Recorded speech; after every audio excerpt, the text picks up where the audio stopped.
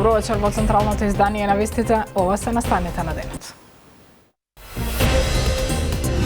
Продолжуваат препукувањата во албанскиот политички блок. Села отфрла обединување со Таравари. Го повика членството да му се придружи. Треба едно јавно извинение од негова страна, а извинувањето на политичарот е оставка. Спикерот Гаши не очекува промена на владеачкото мнозинство, дури и вреди да остане без крилото на Алијанса. Мнозинството е многу стабилно, веќе околу 2/3 имаме. Владата е стабилна, тврдат и од ВМРО ДПМН. Македонците во Бугарија на собир во Мелник го чествуваа Јане Сандански. Порачаа дека ќе се борат за своите права. Трагедија во Чаир. 16-годишник загина по удар со тротинет. Возел мотор без соодветна опрема, без возачка дозвола и со прекумерна брзина. Сообраќајна несреќа помеѓу мотоцикл Piaggio Beverly и електричен тротинет управуван од 14-годишник од Скопје. Продолжуваат препукувањата во албанскиот политички блок. Зјадин села со нови обвинувања кон Арбен Таравари, за кого кажа дека не може да му верува.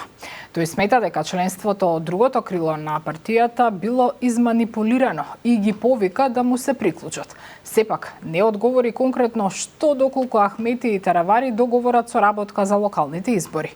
Јана Јосифовска со деталите. Немам ништо лично против Арбен Таравари, но не можам да му верувам. Тој ме издада. Со ваква порака Зијадин села, чие крило од Алијанса за албанците е во коалиција со ДУИ, ја отфрли можноста за повторно обединување на партијата, се додека Таравари не си поднесе оставка. Тој смета дека членството од другото крило било излажано и го повика да му се приклучи, бидејќи се смета за легитимен лидер на партијата. Според него Таравари нема јасен став во политичкото делување, што негативно се одразува врз граѓаните. Прво, нема мене Таравари во кој дом и во која врата мене да ме кани, бидејќи тој дом и таа врата е моја, тој нема ни дом ни врата. Треба едно јавно извинение од негова страна, а извинувањето на политичарот е оставката. За да не може повеќе да направи лошо. И тогаш може и тој да биде член на Алијансата за албанците. Села не одговори конкретно на прашањето што доколку Ахмети и Таравари договорат со работка за локалните избори. Тој уште еднаш посочи дека имало неколку средби меѓу нив двајца изминатиот период, но очекува прво да види јасен предлог дека некој сака да се приклучи на Европскиот фронт, па потоа, како што рече, ќе го соопшти својот став, дали ќе остане или ќе ја напушти опозицијската коалиција. Сепак Села смета дека е потребно обединување на целиот албански блок, каде би се приклучиле и сите лидери од вреди, за како што рече да се заштитат правата на албанците. Во случајот да ДУИ може да има контакти и средби, не само комуникација, но средби има, за кои јас сум информиран. Најмалку се 2 или 3 средби кои директно се среднати господин Таравари и господин Ахмети. Од друга страна, мене лично тоа и на Алијансата за албанците не ни смета, а дали треба да биде дел од фронтот или не, за тоа имаме право и ние да го кажеме нашиот став. Јас мислам дека целиот албански политички фактор треба да се обединува. И Таравари, и Меджити, и Гаши, и Касами, целиот политички фактор. Села негира дека имал или дека планира средба со премиерот Мицкоски, на која ќе се разговара за негово евентуално влегување во владата. Кажа дека ако се сретне со премиерот, тоа ќе биде за уставните измени за европските интеграции, а ќе бара и промена на уставот во делот на албанскиот јазик, како и промена на одлучувањето на Уставниот суд по принципот на Бадентер. Пребирањата во коалицијата вреди нема да влијаат врз парламентарното мнозинство, вели спикерот на Собранието Африм Гаши, кој се воздржа од коментар за следните чекори на вреди по несогласувањата со Таравари. Според него, парламентарните избори треба да се одржат во редовен термин. Деталите од Ивана Стојановска. Парламентарното мнозинство е стабилно и нема да се случи голема промена во бројот на пратениците, дури и доколку Алијанса на Таравари излезе од владата, смета собранискиот спикер Африм Гаши. Според него парламентарни избори треба да има во редовниот термин и тие не треба да се мешаат со локалните. Во неделното интервју за Радио Слободна Европа, Гаши не сакаше да коментира околу следните чекори на вреди по несогласувањата со Таравари, ниту околу можноста крилото на села од Алијанса да се приклучи кон коалицијата вреди. Ке треба они да одлучат по тоа како ќе се однесуваат во делот или одлуките на Алијанса албанците, што они ќе одлучат во однос на нивната политичка определба. Сепак мислам дека што и да се случи нема суштинско да ги поремети политиките кои ги градиме на централно ниво. Мнозинството е многу стабилно, веќе околу 2/3 имаме. Од друга страна, локални избори се наближуваат, но мислам дека не треба да не фаќа така секогаш треска изборна, дека се случува и дека адреналин и мора да правиме избори за се. Во интервјуто Гаши се осврнува и на уставните измени од почнувањето на преговорите. Иако вели дека треба да започнат веднаш, сепак смета дека поважни се меѓуетничките односи во земјава и заштитата на македонскиот идентитет, јазик и историја. Вели членството во Унијата останува стратешка определба на Македонија, но дека тоа не зависи само од уставните измени, туку и од спроведувањето на реформската агенда, на која треба да и се даде приоритет. Да не оставаме се на уставните измени. Ние имаме многу работа и со усогласувањето на легислативата, и со реформската агенда. Треба да направиме се околу тоа, за да уставните измени останат, можеби, ако останат последни, штом ќе ги направиме, се друго да биде скоро завршено. На штета на евроинтеграциите мора да секогаш да внимаваме на меѓуетничките односи, затоа што е тоа столбот, најголемиот столб на стабилноста во оваа држава. Ние прво треба да се грижиме за таа компонента, а сите заедно потоа да го продолжиме патот кон Европската Унија. Во однос на законите од правосудството и измените во кривичниот законник кои се дел од реформската агенда, Гаши вели дека се работи интензивно и дека се формирани работни групи кои постапуваат по забелешките од Уставниот суд. Најавува и дека до крајот на месецот очекува во собранието да биде доставен законот за правична застапеност, кој треба да го замени така наречениот балансер и дека тој ќе биде изгласан во најкраток можен рок. А од ВМРО ДПМН соопштија дека Централниот комитет на партијата денеска одржал редовна седница на која било констатирано дека владата е стабилна, а се дискутирало и за локалните избори. Констатирано е дека владата е стабилна и силна и дека ги исполнува очекувањата на граѓаните и покрај бројните предизвици, велат од ВМРО ДПМН. Од таму додаваат и дека председателот на партијата Мицкоски информирал дека во идниот период продолжуваат испитувањата и мерењата на јавното мислење за кандидатите на ВМРО ДПМН во пресрет на локалните избори. Непосредно пред локалните избори, институциите под контрола на власта на ВМРО ДПМН координирано вршат притисок врз градоначалниците од СДСМ, обвинуваат од партијата.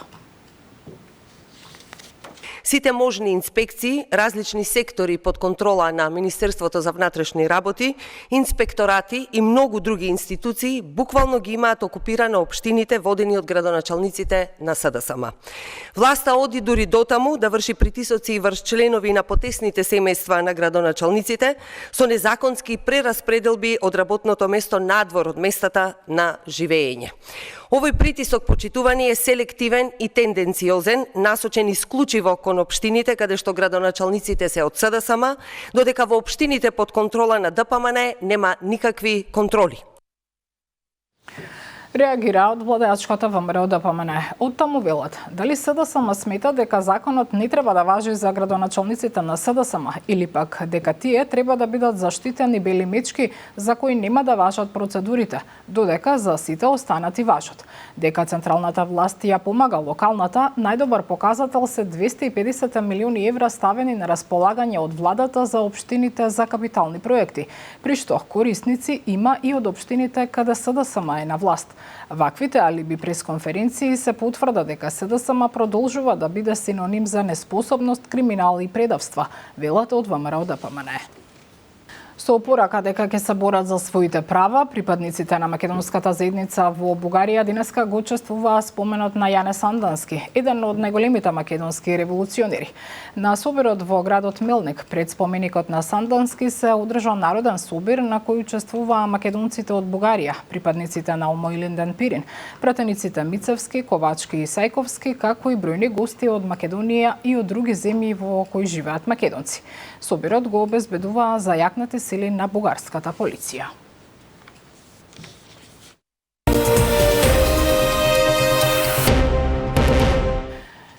Мотоциклист на возраст од 16 години загина ноќеска при судир со електричен тротинет, кој пак бил управуван од 14 годишно момче.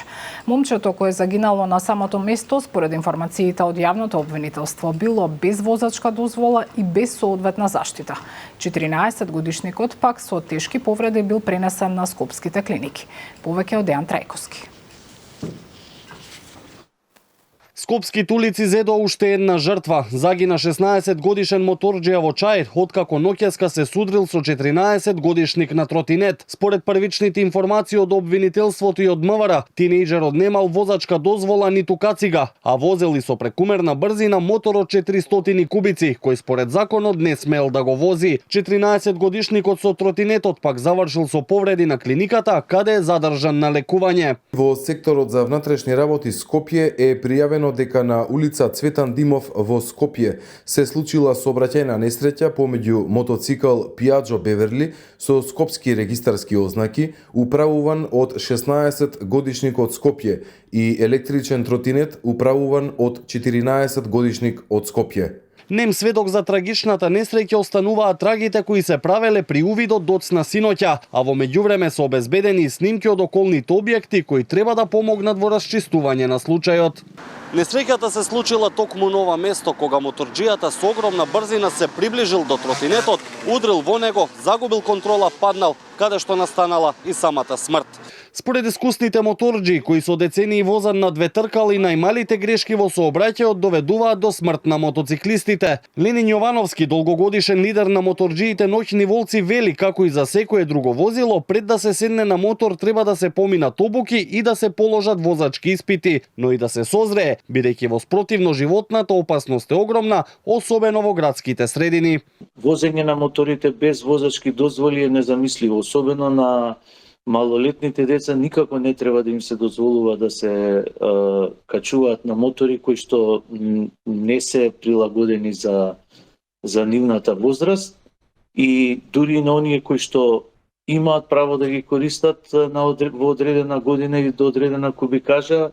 Незамисливо е да се дозволи да толку млад човек се качи на голем мотор. Практично е самоубиство да се качите на голем мотор и да возите, особено ако немате возачка дозвола, немате претходно искуство и не му се плашите на моторот. Обвинителството во меѓувреме поведе уште една истражна постапка за 33 годишен моторџија без возачка, кој исто така во Чаир на пешачки премин пред училиште удри 10 годишно девојче, кој од ударот заврши со тешка повреда скршеница, а возачот доби домашен притвор. Вчера во Чаир беше удрен и 70 годишен велосипедист од автомобил и тој заврши на клиника со тешки повреди. А во билтенот на МВР, кој секојдневно се полни со несовесни возачи, вчера по полициските контроли завршија уште 3 лица од Куманово и Кратово кои биле приведени. Возеле пијани, кај двајца бил измерен алкохол во крвта над 1,5 промили, додека пак кај оној од Кратово, кој не застанал на полицијата и се обидал да им побегне, биле измерени дури 2,28 промили алкохол. Сите тројца ќе се гонат поради безобзирно управување со моторно возило. Министерот за здравство Арбен Таравари, придружуван од представници на конзулатот на Македонија во Истанбул, ја посети болницата во Истанбул, каде што се лекуваат двајца од младите повредени во трагедијата што се случи во Кочани. Во оваа болница првично биле примени 6 пациенти, од кои 4 сега се пуштени на домашно лекување, откако им се подобрила здравствената состојба. Двајцата преостанати пациенти, Мартин и Борис, се во стабилна состојба и продолжуваат со закрепнувањето, соопшти Таравари. За време на посетата, како што посочува тој, се сретнал и со родителите на пациентите, изразувајќи поддршка и солидарност. Со музички настапи, читање на одбрани дела и говори во Дебармало попладнево беше одбележан 73-тиот роден ден на великанот на македонската книжевност и драматургија Горан Стефановски. Дел од присутните го опишаа како личност која оставила неизбришлива трага врз културниот простор на земјава, кој не бил само драмски автор, туку и глас на едно време. Таму беше Здравко Димитров.